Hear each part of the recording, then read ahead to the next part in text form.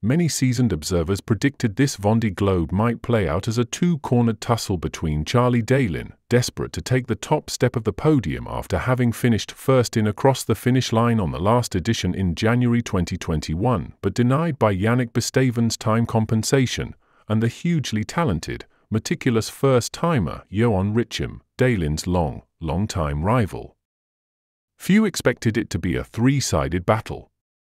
Even harder to find would be a race fan who would have envisioned Seb Simon to be taking on the highly fancied duo on and boat, now with no starboard foil. But that is the remarkable scenario this afternoon. On day 37, halfway to the 2016 74-day race record, the top three skippers are within 5 miles of each other in terms of distance to finish. And, racing in a fitful, freezing 15-knot southerly breeze at 57 degrees south, today's new leader Richim, Patrick Arquia, and Daly, Massif Saint-Provence, are only 2 or 3 miles apart laterally. Simon, Groupe du Breuil, is about 70 miles to their north. And behind them the group of fourth-placed Nicolas Lundven, Holcim PRB, to Britain Sam Goodchild, vulnerable, in 10th, are now much more compacted. Germany's Boris Herrmann, Malaysia Sea Explorer, has launched himself back into contention, recovering to where many people would think he belongs, given his recent track record in among this highly competitive group of top skippers. On the other hand, in 12th, Clarisse Kramer, L'Occitane en Provence, who was plagued by technical problems, and 13th placed, Brit Sam Davies, Initiative's car, have dropped off the back of the fast-moving low-pressure, and for the meantime, have been left behind by their direct competitors, not least Herrmann, who is now over 400 miles ahead of Kramer. What's interesting is that we will likely see that chasing group remaining quite far away, predicts Richim. According to the weather files, this gap could also be identical all the way to Cape Horn. There remains a large ridge of high pressure as a buffer protecting the top trio. Almost mirroring the leading trio who were more than 600 miles to the good, to their east, the posse of chasers is super tight too. Nicolas Lundven, Holcim PRB, 4th, Thomas Ruyant, vulnerable, 5th, and Jeremy Bear, Charles, 6th, are completely neck and neck. Kramer said, "I'm so annoyed. I fought for hours to be at the front of the front.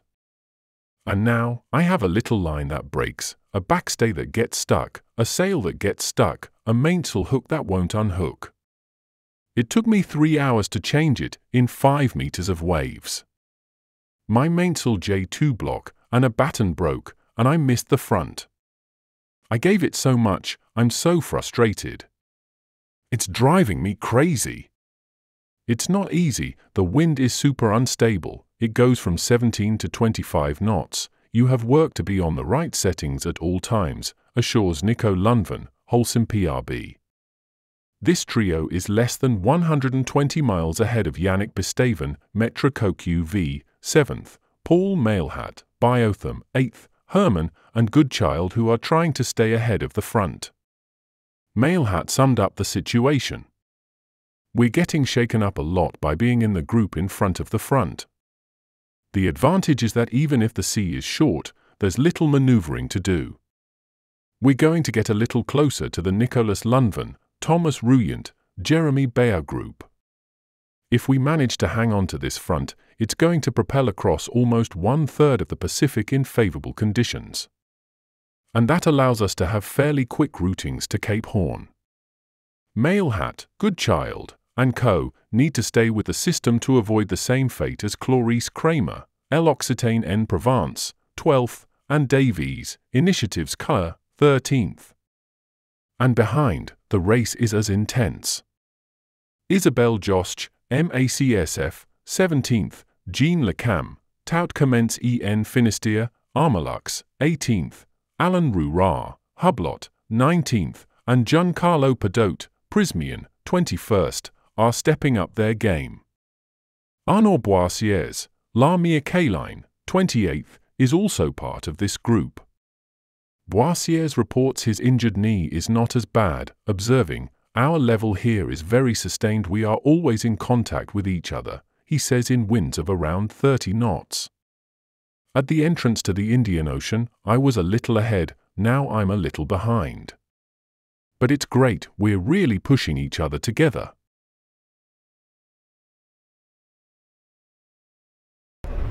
Bonjour à tous, nous voilà dans des conditions calmes, ce qui fait du bien. On est dans une petite zone de transition là, avant que le vent rentre plus tard dans la journée pour nous, nuit pour vous. Voilà, ça caille toujours autant, là, 4 degrés dans le bateau, là, ça commence à piquer. Aux avant-postes surtout, c'est ça qui est cool, hein. On a réussi un beau comeback, je suis trop content. Nous voilà avec Charlie, là, qui était pas très loin, là, il était à 4-5 000 sous mon ventre tout à l'heure, donc bon, moi, je pense qu'on va faire des rotations en tête, que ça soit lui, moi ou Sébastien d'ailleurs, je crois. Et on va rentrer dans un gros sprint là dans pas très longtemps quand le vent va revenir. Donc ça va aller vite sur la mer plate, ça va être agréable. Voilà, on est bien en tête de ce Vendée Globe. Je pense qu'on devrait l'être jusqu'au Cap Horn. Après, ça va être peut-être plus dur, on ne sait pas. En tout cas, on n'a pas une avance assez confortable pour dire que la victoire va se jouer entre nous trois. Mais c'est déjà pas mal d'en être là. On va s'en satisfaire parce qu'il y a quelques jours, j'étais quand même à 500 000. Et voilà, ça fait bien plaisir d'être arrivé dans ce petit groupe de tête. Et surtout d'avoir une perspective aussi de passer le Horn juste après Noël, je pense. Alors les routages disent à Noël, mais voilà, ça sera un super beau cadeau. Et surtout, on serait de retour en avance sur le record, je pense, si mes calculs sont bons. Voilà, et je vous souhaite à tous une bonne journée et puis à bientôt. Ciao, ciao. Oh la vache! Oh là là là là là là! L'état de la mer, les amis! Regardez, on a plus de 50 nœuds de vent! Ça tire!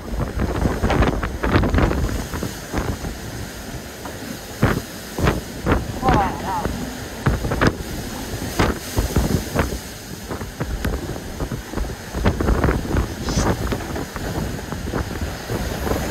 Oh, attention!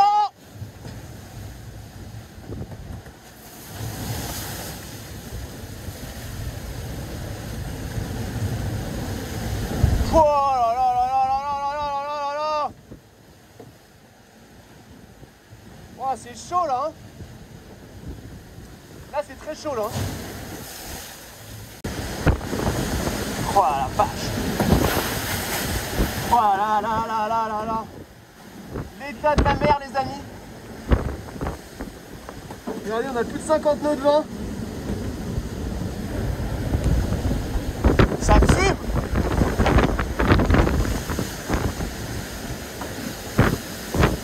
Oh là là.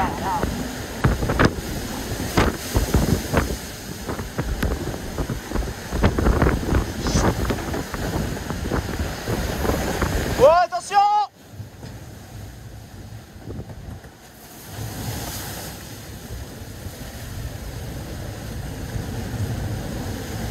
Oh là là là là là là là là là là! Oh, c'est chaud là, hein. Là, c'est très chaud là. Oh la vache! Oh là là là là là là! L'état de la mer, les amis. Regardez, on a plus de 50 nœuds de vent. Ça tire.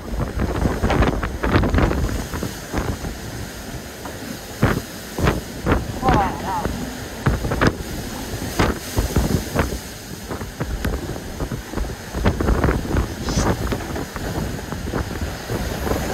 Oh, attention!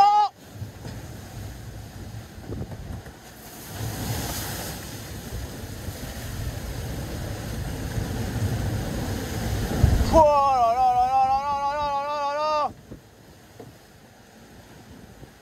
Oh, c'est chaud là, hein. Là, c'est très chaud là.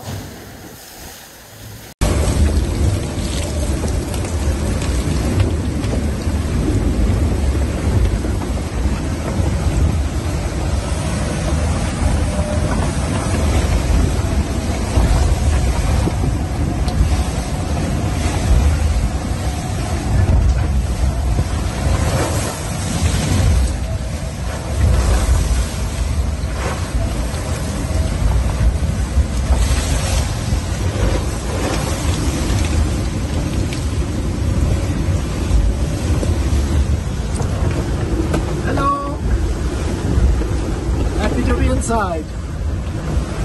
Remember the old days of the old boats when you were working outside in these conditions? It seems ridiculous. From nowadays, comfort. You can do everything from inside, almost. Just did a quick check on deck. Because every 24 hours, you can do this kind of action. It's good to check.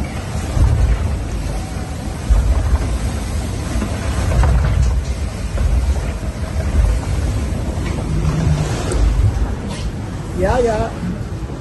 All good so far. We are averaging hopefully 22 again, 23. Need to trim a bit on. Above 30, 31 knots, the reef 3 is okay.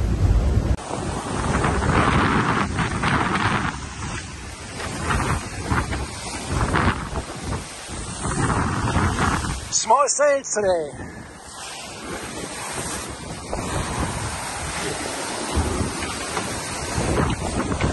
Reef 3, that's not often that we see that.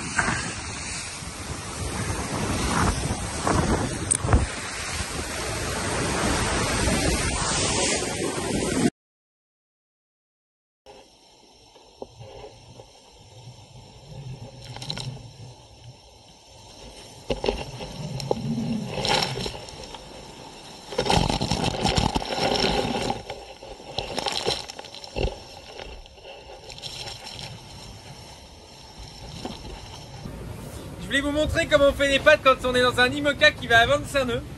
On a besoin d'une casserole, on pose, de l'eau, des pâtes et de serrer les fesses. Hop. Alors déjà t'allumes ton réchaud comme tu peux. Là. T'allumes, voilà. Tu cales ça. Tu cales de l'eau.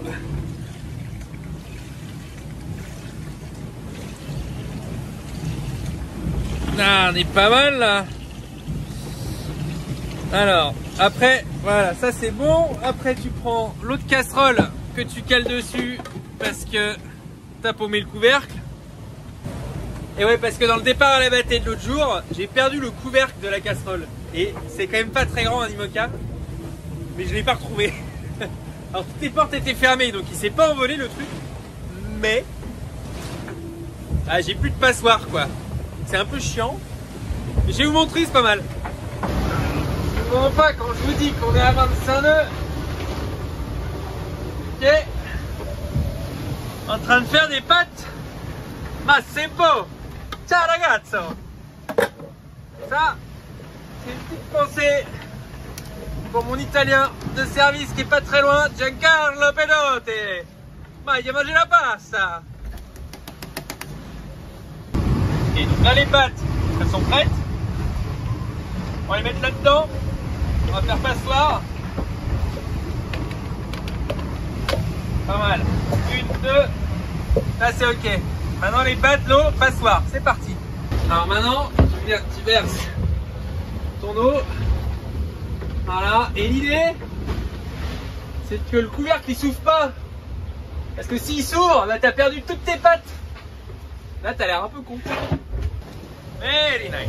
Alors, ça c'est la base. On met un peu d'huile, hop. Mieux vaut trop que pas assez. Ça coulissera mieux. Un peu. Sauce tomate. Hop. Voilà. Encore. Voilà. Ça c'est bon. On se met des petites herbes. Un peu d'aromates.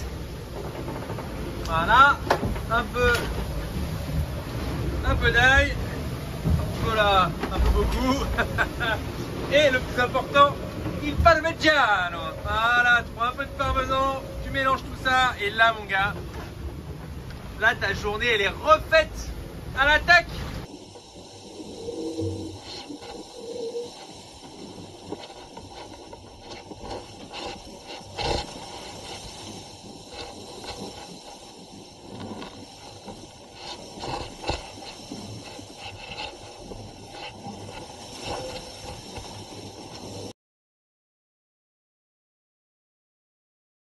Nous sommes le 16 et nous allons faire un point sur où sommes-nous. Donc je vous regarde la carte, clac, clac, clac. Alors nous, c'est le petit point noir avec une espèce de montgolfière voilà, noire et blanche. Et là, vous avez l'Australie. Donc je sais que Piper, a priori, aujourd'hui a eu des soucis et elle a tous nos encouragements. Voilà à peu près la situation générale. Clac, clac, clac. Et maintenant, que se passe-t-il à bord de tout commence en Finistère à Armorluc? Clac, clac, clac. Et ben nous avons toujours Ouchou et Jean qui sont à poste. Et puis dans la cuisine, parce que là on a un moment où il n'y a pas trop de mer, donc nous avons des confits, des gésiers de canard, donc avec des crépioles et du beurre legal. Et puis nous allons faire des pâtes pour l'accompagnement de tout ça. Et dehors, et ben là il est à peu près 14 h chez vous, vous voyez. Là la nuit tombe. Donc on est dans un front chaud, ce qui veut dire que il n'y aura pas d'étoiles, hein, c'est sûr, hein, mais par contre on préfère ça parce que le temps est plus stable et plus clément. Clac, clac, clac. Donc voilà pour cette petite situation d'aujourd'hui. Et ben voilà. Et puis c'est vrai que le 16, c'est bon anniversaire Thaïs. Allez, à plus, à ciao. Tu disais que c'était invivable ces derniers jours, c'était vraiment dur. Ouais, je disais que les derniers jours, là, ça a été invivable, ça a été super dur et qu'aujourd'hui, franchement, ça va beaucoup mieux et que j'espère être sortie du plus dur de l'océan Indien. Ok, ce qui est super, c'est votre trajectoire. Vous faites une super route là, dans ce petit groupe-là. Tu confirmes, il y a une petite satisfaction à voir ça? Ben, en fait, moi, je suis quand même contente parce que je trouve que je me défends quand même pas mal. Globalement, c'est vrai que le portant, c'est peut-être pas le point fort de mon bateau. Et puis, de toute façon, moi, j'ai fait le choix de entre guillemets, de miser sur le long terme et vraiment de préserver au maximum le matériel. Donc des fois je suis un peu sur la retenue, je décide aussi de faire ma course à moi et de pas trop non plus m'aligner sur la cadence des autres, mais je vois qu'à la fin je m'en sors bien.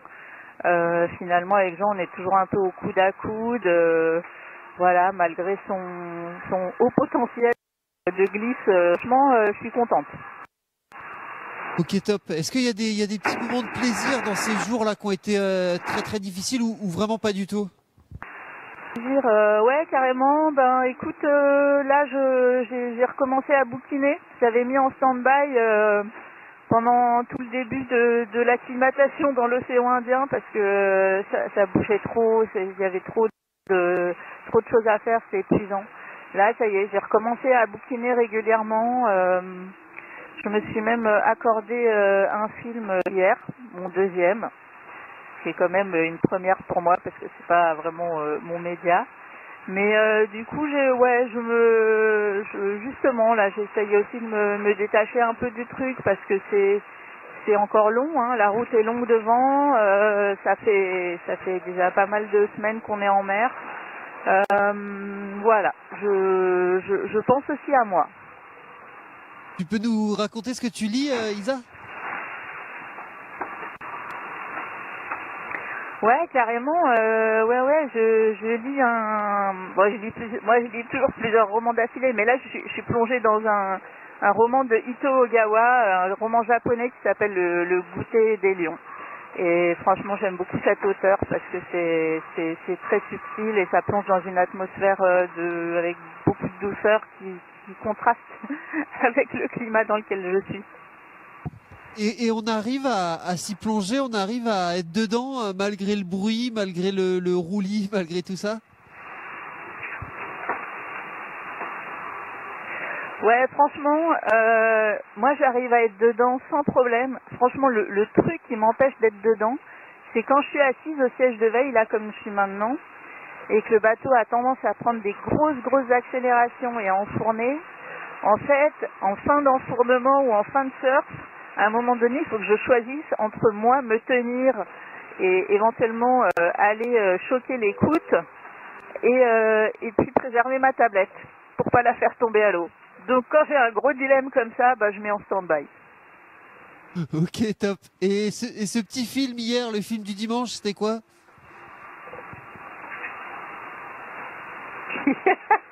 Le prénom. Très drôle. Parce que... Je me suis bien marrée. Pareil, rien à voir avec le Vendée Globe. Et t'as rigolé? Le prénom, je sais pas si tu connais. Bah ouais, bah tu connais pas apparemment. Parce que je pense que si tu connaissais, tu rigolerais avec moi. Donc tu t'es bien marré, quoi. C'est ça que tu veux nous expliquer? Ouais, carrément, ouais. Je me suis accordé une petite pause rigolade, à être dans une ambiance qui a tellement rien à voir avec l'humidité, avec les mouvements du bateau et tout ça. Ouais, c'était sympa. Génial. Alors j'ai 3 petites questions en plus. Il paraît que tu es sur l'ancien bateau de Diane Eliès qui sera invité de l'émission tout à l'heure. Est-ce que tu peux nous en parler? Est-ce que ça vaut le coup, quoi, le bateau de Diane Eliès? Bah écoute, ouais. Alors je vais te dire, moi il y a un truc qui est pas forcément drôle, mais moi je pense souvent à Yann depuis le début de la course parce que je me suis retrouvée plusieurs fois à crapahuter sur le bout dehors pour reprendre du nerf de chute et de bordure de mes voiles qui arrêtent pas de se relâcher, et pour diverses raisons. Et franchement, moi j'ai une pensée pour Yann à chaque fois que je vais devant et que ça bouge. J'y suis allée il y a une demi-heure, là encore une fois, alors que le bateau, bah, il avance fort. Ouais, évidemment, il n'y a pas que ça qui a marqué l'histoire de Yann, mais je me rends compte en fait que dans cette histoire de Vendée Globe, il y a, avec toute la prudence qu'on peut s'efforcer d'avoir, il y a quand même des situations où des fois on est coincé, quoi. Et donc bon bah là ça y est, c'est fait. Moi j'essaie d'anticiper un maximum et c'est aussi pour ça que je suis ultra prudente, c'est parce que je veux éviter des situations qui pourraient me mettre en danger. Je voulais t'entendre sur ce qui est arrivé à Pipe hier. Qu'est-ce que tu as ressenti quand tu as appris cette nouvelle? Énormément de tristesse. Franchement, j'ai eu les larmes aux yeux. Je suis hyper triste pour elle. En fait, j'ai regardé dans la nuit, j'ai vu qu'elle avançait pas. Et puis je me suis dit, bon, bah, elle est peut-être empétolée, j'espère que c'est ça et tout. Et franchement, je suis très très triste pour Pipe, parce que déjà je l'aime beaucoup, mais aussi parce que franchement, elle faisait une course magnifique. Et bah, je sais ce que c'est, hein, de s'arrêter comme ça pendant le Vendée, c'est vraiment dur.